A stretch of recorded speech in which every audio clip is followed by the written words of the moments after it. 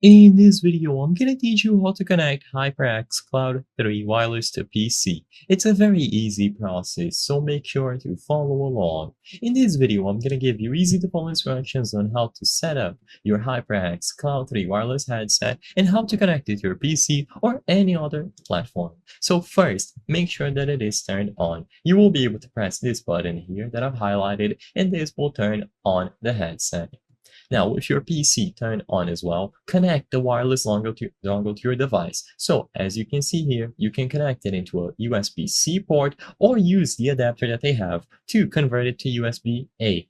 And as long as you plug it into any of the available USB ports on your laptop, notebook, computer, or even a PlayStation console, you will be able to use the headset. As soon as you connect the dongle, you should be good to go. However, if you would like to set it up and configure additional settings, go over to the sound settings. In there, access the sound control panel, and you should be able to find it as a playback device and as a recording device. By choosing it and setting it as a default device, you will be good to go. Whenever you go into any game lobbies or you open a game, you watch a video and so on, you will be able to hear all of the audio and you will be able to use the microphone as well.